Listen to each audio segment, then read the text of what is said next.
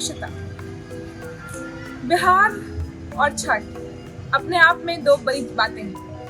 बात करें छठ की तो जो छठ है वो महापर्व माना जाता है और आज छठ का दूसरा दिन है जो कि खरना के रूप में मनाया जाता है। इस साल जो खरना है वो 18 नवंबर को मनाया जा रहा है। आपको बताएं इस दिन क्या होता है। खरना के दिन जो व्रती होती है वो निर्जला रहकर पूरे दिन शाम को गुड़ का खीर और रोटी बनाती है, उसको भोग प्रसाद के रूप में चढ़ाती है, फिर दहन करती है और उसके बाद 36 घंटे का जो निर्जला व्रत होता है छठ का वो आरंभ होता है। आज जो है वो खरना सेलिब्रेट कर रहे हैं हम लोग, है ना। तो खरना का क्या महत्व है, क्या कैसे कर रहे हैं आप लोग, कुछ बताएं खरना के बारे में। छठ जो होता है वो 4 दिवसीय पर्व होता है, त्यौहार होता है। छठ की शुरुआत हम लोग नहाय खाय से करते हैं और दूसरे दिन, छठ के दूसरे दिन खरना होता है। हमारे घर में रोटी और गुड़ माना जाता है। मीठा जो होता है वो पूरी तरीके से शुद्ध होता है।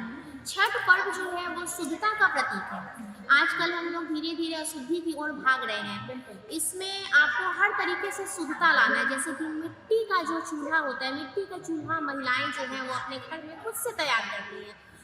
कार्तिक आते हैं वो चूल्हा बनाने में लग जाती है। आम की लकड़ी को काट कर तैयार किया जाता है, सुखाया जाता है। हमारे समाज में ऐसी मान्यता है कि आम की जो लकड़ी है उससे जो आग निकलता है वो सबसे ज़्यादा शुद्ध होता है। मिट्टी का चूल्हा तैयार किया जाता है, लकड़ियाँ तैयार की जाती हैं और उन पे खुद से गेहूँ घर में तैयार करके सुखाकर खुद से चक्की में आटा तैयार किया जाता है। कोई मिलावट नहीं, पूरी तरीके से शुद्धता का इसमें ख्याल रखा जाता है। और दूध, इसमें दूध जो होता है उसका हम लोग छठ भगवान को अर्घ देते हैं, सूर्य देव को अर्घ देते हैं संध्या के समय और प्रातः काल में।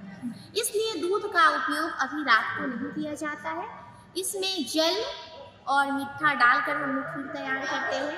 तो जो खीर हम बनाते हैं उसमें दूध का प्रयोग नहीं होता है। नहीं, अभी शाम के समय जो हम लोग पहले हम लोग सूर्य देव को उससे अर्घ देंगे, उसके बाद ही हम लोग दूध का यूज करेंगे। चूँकि ये प्रसाद तैयार होती है, इसमें पूरी तरीके से शुद्धता का ख्याल रखा जाता है। और छठ और बिहार का अपना एक अलग इमोशन है, तो उसके बारे में क्या कुछ कहेंगे आप। छठ लोक आस्था का महान पर्व है।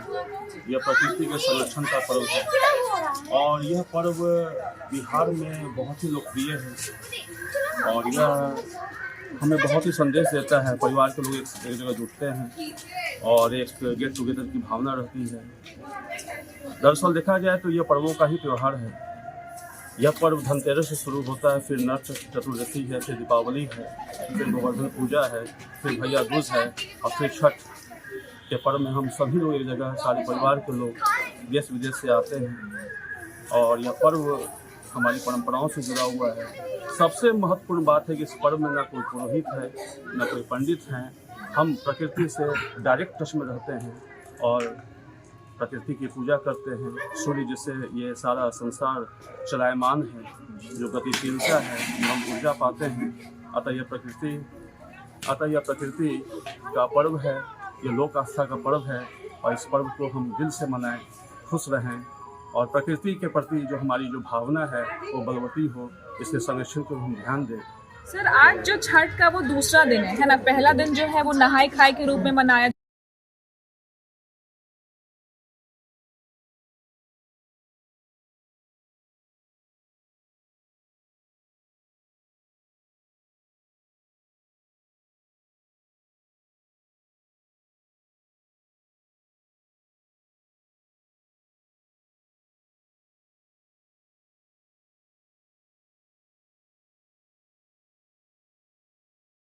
आटे की जो होती है रोटी होती है, तो यह बताता है कि जो भी अर्थ वगैरह में हम लोग देते हैं, ठेकुआ बनता है, उसके अलावा अदरक वगैरह सारे चीज़ चढ़ते हैं। यानी प्रकृति का देखभाल करनी चाहिए।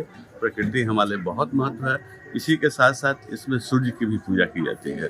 तो सूर्य की पूजा के पीछे भी एक साइंटिफिक कारण क्या है कि सन रेज जो है ना, उसका जो सवेरे भी अर्घ दिया जाता है, शाम को भी अर्घ दिया जाता है। तो सवेरे वाले अर्घ को देने के लिए ऐसे भी हम लोग हिंदू लोग सवेरे स्नान वगैरह नित्य कर्म करके सूर्य को अर्घ देते हैं। तो इस अर्घ देने से वह सूर्य के प्रकाश से एक प्रिज्म का जो स्कैटरिंग इफेक्ट है, तो इससे यह 7 रंगों में बढ़ जाता है और बॉडी में इन रंगों का काफ़ी प्रभाव है। यह बहुत सारे हमारे बॉडी में बीमारियों को रोकता है और मेटाबॉलिज्म को बैलेंस करके रखता है, जिससे हम लोग स्वस्थ रहते हैं। और दूसरा बात है कि यह हमें संदेश देता है कि भाईचारे का। देखते हैं कि गांव देहात जहाँ भी शहर में लोग हैं अपने गांव देहात में इकट्ठा हो जाते हैं, दूर दूर से लोग आते हैं और यहाँ आते हैं जो घाटों की सफाई करना है। इसमें एक पारिवारिक एकता को दिखाता है, एक साथ सारे लोग इकट्ठा होते हैं और इसका संदर्भ जुड़ा हुआ है। दो इसकी कहानियाँ हैं। एक कहानी है कि जो कृष्ण के जो पुत्र थे, कृष्ण के पुत्र उनको कुष्ठ हो गया था, तो इसलिए यह पूजा रखा गया था। इनकी उपासना से उनकी कुष्ठ ठीक हो गई थी। और जैसा कि मैंने आपको बताया कि सूर्य के प्रकाश में बहुत सारे बैक्टीरिया को मारने की क्षमता है, रंग का प्रभाव है और विटामिन डी है। सारे स्किन डिजीज से रिलेटेड जो भी होती है, जो स्किन डिजीज से जो पीड़ित लोग हैं वो लोग निश्चित रूप से छठ पूजा करते हैं। यहाँ देखा गया है कि महापर्व करने से ठीक भी हो जाता है। और उसके साथ साथ इसमें यह भी दिखता है कि एक तो उगते सूरज को तो हम अर्घ देते ही हैं, लेकिन डूबते सूरज को भी देखते हैं। इसे दिखाया जाता है कि केवल उगते का ही महत्व नहीं है, डूबते का भी महत्व है। अगर यानी किसी गिरे पिरे आदमी को उठाया जाए या सिंपल एम्प्लॉय को अगर प्रोत्साहित करके उठाया जाए तो वो भी एक अच्छा प्रदर्शन कर सकता है।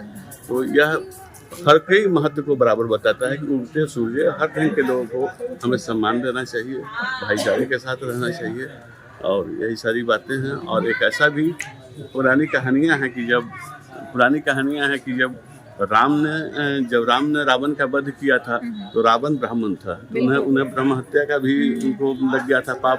उससे मुक्ति करने के लिए उन्होंने छठ पर्व को किया था, अनुष्ठान किया था, जिसमें सीता माता ने 6 दिनों तक लगातार सूर्य की उपासना की थी। तब से प्रचलन चलते आ जाता है। और बहुत बहुत शुक्रिया सर, आपने